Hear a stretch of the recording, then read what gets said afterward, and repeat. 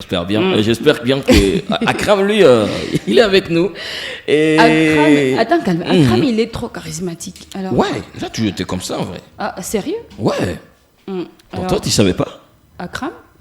Oui. Ça va? Ça va bien. Comment tu vas? Je dirais très bien. Ah, d'accord. Vous êtes bien habillé? Ah bon? Je ne le pensais pas. Akram, bienvenue dans cette zone. Et là, directement, c'est déjà avec Akram, lui qui nous fait les top 5 d'Akram Toumsifou. Alors aujourd'hui, vous allez un peu nous parler des tops, les gros canulars. Canulars du monde. Oui, les gros canulars de l'histoire. Donc les gros canulars médiatiques de l'histoire. Médiatiques, ouais. Et le premier canular est celui-ci. Voici ce qu'entendent le 30 octobre 1938 les Américains sur la chaîne CBS. Donc CBS, voilà. Les Américains se réveillent et entendent ces mots.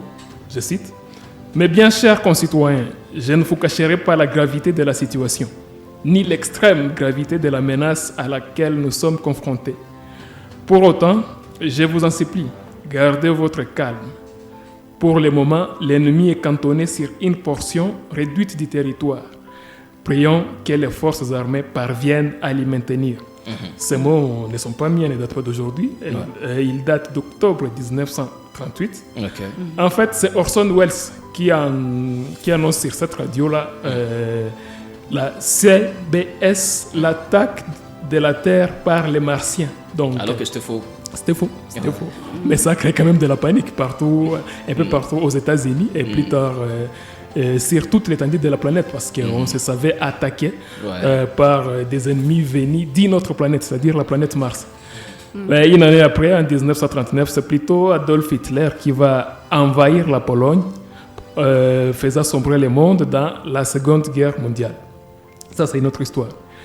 Deuxième canular, c'est un canular lancé en 2006, en décembre 2006, par la chaîne nationale belge, la RTBF. Ouais.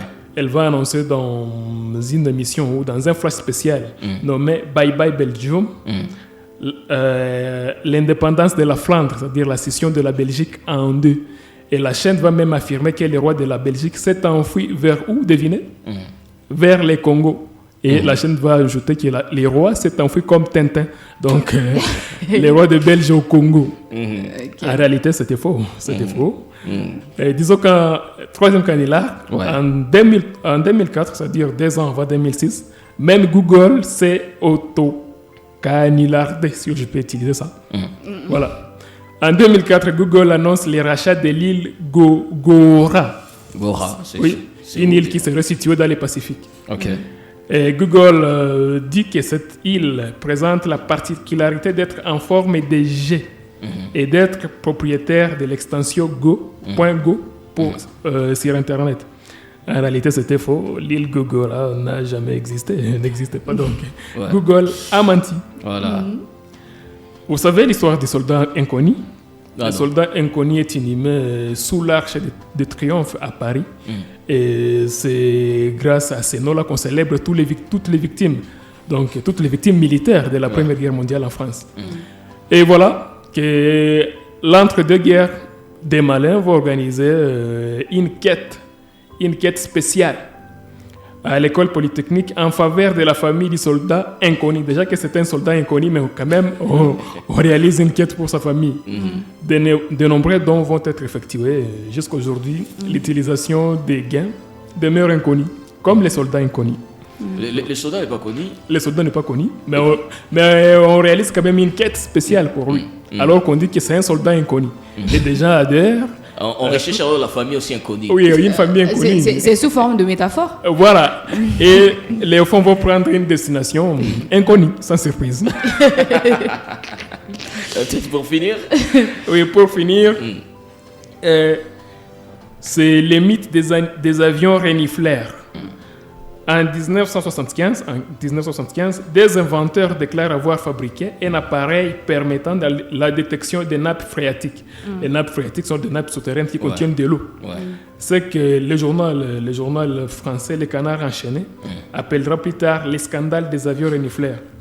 Elf, la grande entreprise française, et l'État français s'en tirent avec une coquette facture de plusieurs centaines de millions. Or, en réalité, ces avions renifleurs n'ont jamais été inventés. Voilà. C'était les top 5. Et puis, la semaine prochaine, encore, Akram sera avec nous pour nous présenter d'autres top 5.